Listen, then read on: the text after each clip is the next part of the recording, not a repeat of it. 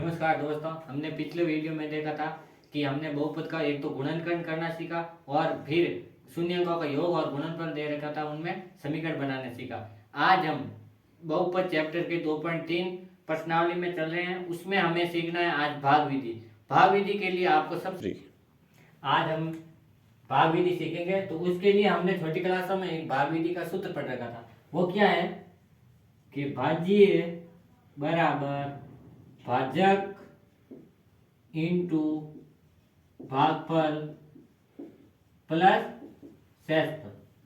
भाज्य बराबर भाजक इंटू भागफल प्लस। देखो दोस्तों, ये सूत्र है, ये हमने छोटी क्लासों में पढ़ रखा है। ये अब ये सूत्र इसमें लगाना है। छोटी क्लासों में हमने भाग सीखे थे, जैसे 10 का भाग 100 में देना है, वो सीखा था।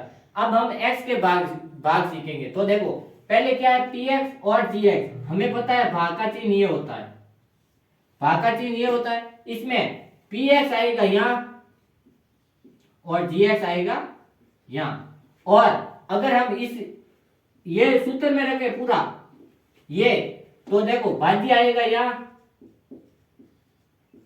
भागफल आएगा ऊपर, भाजक आएगा यहाँ, भाज्य भाजक भागफल, और नीचे जो शेषफल बचेगा वो होगा शेष।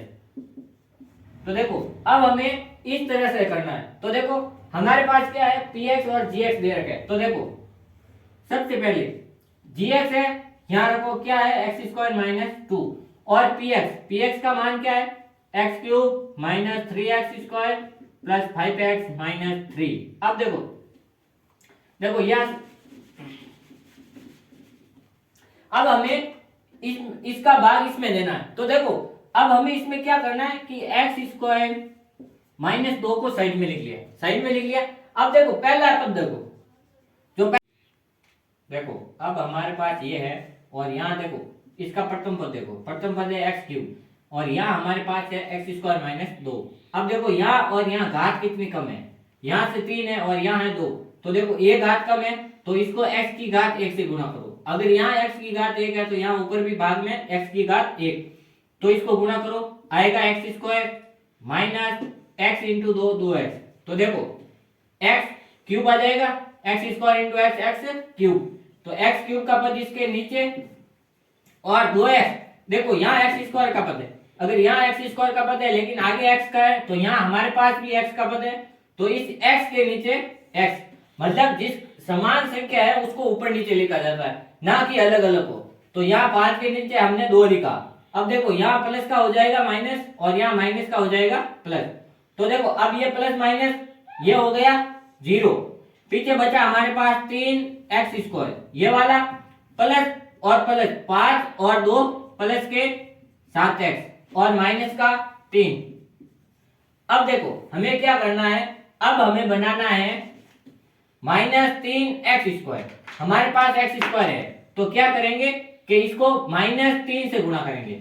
माइनस 3 ही कम है, तो माइनस 3 से गुणा करेंगे तो यहाँ भी माइनस 3 आएगा। तो माइनस का 3x स्क्वायर और माइनस इंटू माइनस प्लस 3 दूनी 6। अब देखो माइनस का 3x स्क्वायर इसके नीचे आएगा, और 6 है तो x के नीचे 6 नहीं लगेगा, 6 लगेगा जिसके पीछे कोई संख्या या कोई अचर पद चर पद नहीं हो। तो यहाँ आ जाएगा प्लस का 6। अब देखो यहाँ माइनस है, चिन्ह चेंज होगा प्लस, यहाँ प्लस है, यहाँ चिन्ह चेंज होगा माइनस, तो माइनस प्लस ये हो जाएगा 0। अब देखो हमारे पास पीछे बचा है 7x माइनस, देखो दोनों माइनस है, 6 और 3 दोनों माइनस है, 6 और 3 9। अब देखो हमारे पास ये है, अब देखो हमारे पास सिर्फ बचा है x की घात 1, लेकिन यहाँ x की घात 2 का भाग देना है। तो अब देखो ये छोटी आ गई, शेषफल में छोटी संख्या आ गई, इसका मतलब ये अब भाग नहीं जाएगा। तो यहाँ शेषफल क्या आएगा, हमारे पास शेषफल आ जाएगा 7x माइनस 9, और भागफल आ जाएगा x माइनस 3। तो अब देखो शेषफल आ गया, भागफल आ गया, और ये आगे भाग नहीं जाएगा। तो इस प्रकार हमें संख्या जिसका भाग देना है उसको साइड में रख के जो कम पड़ रहा है उससे गुणा करके हम निकाल सकते हैं। अब देखो दूसरे क्वेश्चन में भी सेम इसी तरह अब देखो हम ये दूसरा क्वेश्चन करने जा रहे हैं। देखो भाग का चिन्ह बनाया, gx को लिखा बाहर और px को लिखना है कोष्टक के इसके अंदर। अब देखो हमें पिछली जो भाग देखा था उसमें और इसमें सेम विधि अपनानी है। क्या करना है कि इसको एक बार लिख लिया साइड में। अब देखो यहाँ प्रथम पद की घात है x की घात 4 और यहाँ हमारे पास है x की घात 2। तो अब कम कितनी है घात? x की घात 2 है, तो इसको x की घात 2 से गुणा करो। अगर x की घात 2 से गुणा करेंगे तो ये आ गया x की घात 4 प्लस एक्स स्क्वायर इंटू एक एक्स स्क्वायर माइनस का x into x x cube. अब देखो किससे गुणा किया? एक्स स्क्वायर से। क्या आया? X four plus x square, इसके नीचे एक्स स्क्वायर लिख दो। अब देखो एक्स क्यूब हमारे पास यहाँ पद है ही नहीं कहीं, इसमें देखो कहीं नहीं है, तो एक्स क्यूब को लिख के सबसे पीछे। अब देखो यहाँ है प्लस है, यहाँ हो जाएगा माइनस, यहाँ प्लस है यहाँ हो जाएगा माइनस, लेकिन यहाँ रखना यहाँ एक्स क्यूब का पद है, यहाँ माइनस है तो यहाँ हो जाएगा प्लस। तो अब देखो ये 4 वाला पद कट गया प्लस माइनस। अब देखो एक्स क्यूब वाले पद को पहले लिखो, प्लस का एक्स क्यूब माइनस माइनस 3 और 1 4 एक्स स्क्वायर और प्लस 4 एक्स और प्लस का 5। अब हमें क्या करना है कि एक्स क्यूब का पद बनाना है। अब हमें एक्स क्यूब का पद बनाना है। एक्स क्यूब का पद बनाने के लिए हमारे पास किससे गुणा करेंगे? हम एक्स, और यहाँ प्लस है तो यहाँ भी प्लस का एक्स, तो यहाँ देखो गुणा करो, अब हो जाएगा एक्स क्यूब प्लस एक्स और माइनस का एक्स स्क्वायर हो गया। अब लिखो इसको एक्स क्यूब प्लस एक्स का पद यहाँ है तो इसके नीचे लिखो, एक्स स्क्वायर का पद यहाँ है तो इसके नीचे लिखो।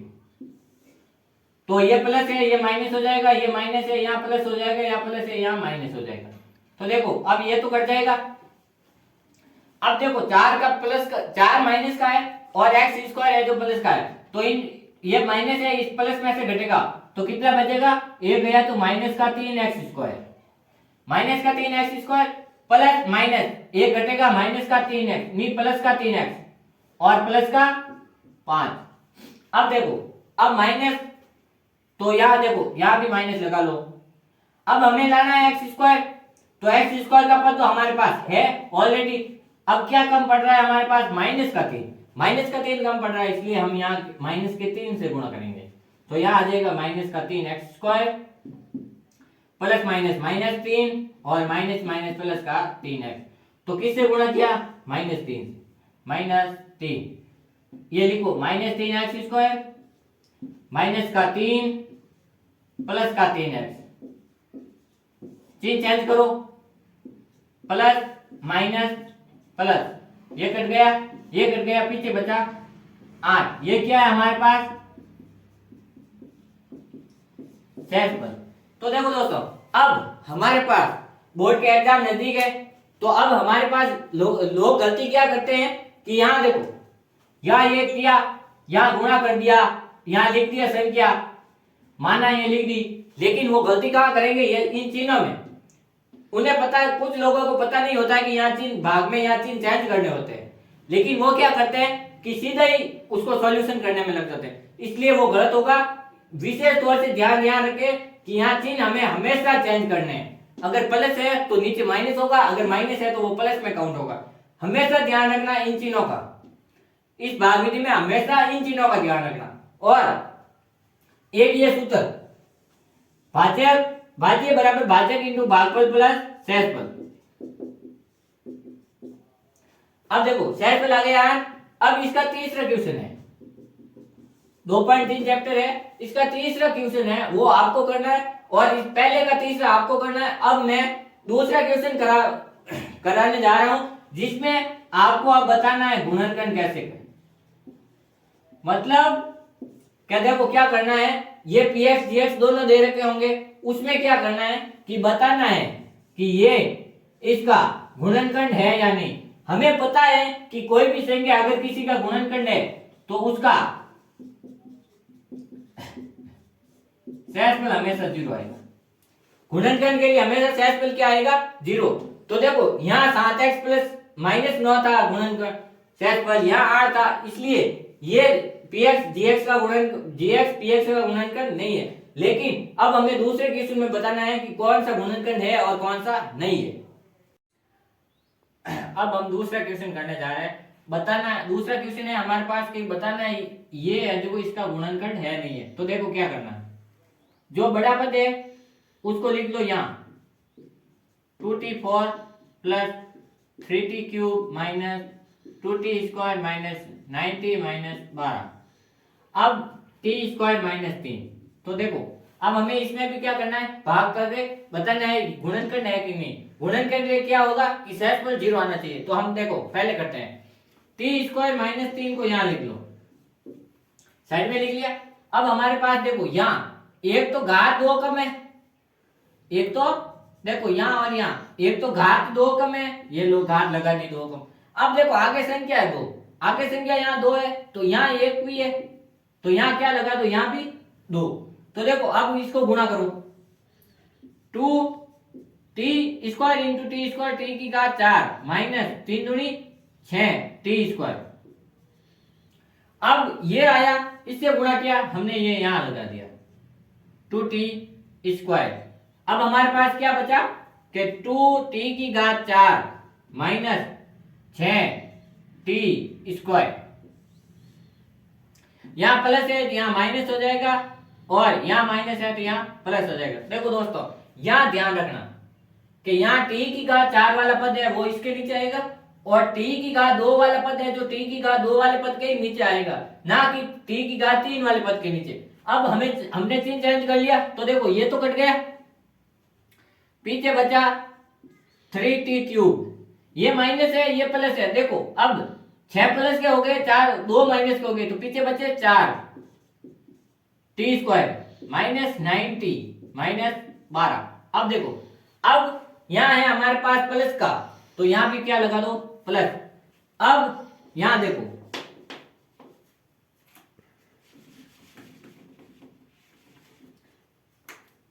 अब हमारे पास ये है t² माइनस 3। यहां देखो t की घात 1 तो 1 कम है, तो लगा दो t की घात 1 3 कम है 3 लगा दो, गुणा करो 3t³ माइनस 3 3 9 और पीछे t। अब देखो क्या लगाया 3t से गुणा किया, तो यहां लगा दो 3t। आया क्या 3t³ माइनस 90 वाला पद इसके नीचे लिखना है, हमेशा ध्यान रखना, ये माइनस और ये प्लस।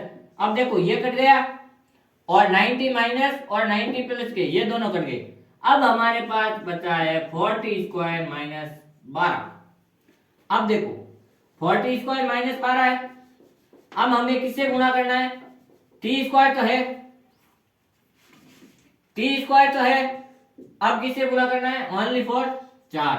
तो गुणा करो 4t² माइनस 4 3 12, प्लस का है तो प्लस का, कितने किससे गुणा किया 4 से, तो क्या आ जाएगा 40² माइनस 12। ये हो जाएगा माइनस, ये हो जाएगा प्लस। देखो सब घट गए, पीछे क्या बचा शेषफल 0। अतः हम कह सकते हैं कि ये t माइनस 3 है जो इस समीकरण का एक गुणनखंड है। क्यों, हमने बताया था कि अगर शून्य नहीं शेषफल 0 आएंगे तो गुणनखंड क्या होगा, इस समीकरण का गुणनखंड होगा। अब देखो सेम इसी तरह ये क्वेश्चन करने जा रहे हैं, ये है तीसरा क्वेश्चन। अब देखो इसमें भी क्या करना है, सेम विधि, x³ माइनस 3x प्लस 1 भाग इसमें देना है x की घात 5 माइनस 4x की घात 3 plus x² plus 3x plus 1। तो देखो अब हमें सेम इसी विधि से करना है। तो देखो यहाँ x की घात 3 है, यहाँ x की घात 5 है, अब कम कितनी है कि x की घात 2। अब सीधा देखो कैसे करना, x की घात 2 कम है, तो ये x की घात 2 इस x की घात 3 से गुणा होगा तो x की घात आएगा 5 minus minus x² into x x³ 3 है तो माइनस का 3 x³ गुना होगा प्लस का एक्स स्क्वायर, प्लस का होगा माइनस, माइनस का होगा प्लस, प्लस का होगा माइनस। देखो ये कट गया, यहां देखो 4 है और यहां 3 है, माइनस का एक्स क्यूब बचा, यहां प्लस माइनस कट गई, 3x प्लस का 1। अब माइनस है, माइनस लगा दो, एक्स क्यूब है, एक्स क्यूब है, 1 लगा दो सिर्फ, तो माइनस का एक्स क्यूब आ जाएगा, ये माइनस ही से गुना होगा तो प्लस 3x, और ये प्लस ये माइनस के साथ गुना होगा तो माइनस का 1। तो देखो ये हो जाएगा प्लस, ये हो जाएगा माइनस, ये हो जाएगा प्लस, ये कट गया, ये कट गया, पीछे कितना बचा, 1 और 1 दोनों 2। अब देखो दोस्तों, इसमें हमारे पास गुणनखंड शेषफल आया था 0, तो ये समीकरण का गुणनखंड था। अब शेषफल हमारे पास आ रहा है 2, शेषफल है 2, तो ये समीकरण है, इसका ये गुणनखंड नहीं होगा। अगर शेषफल 0 नहीं है तो समीकरण का गुणनखंड नहीं होगा।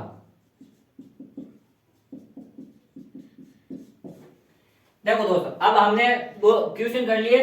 देखो इसमें बताया था, भाग किया, देखा कि शेषफल 0 है तो इसका गुणनखंड हो गया, और इसमें शेषफल 0 नहीं है तो इसका गुणनखंड नहीं।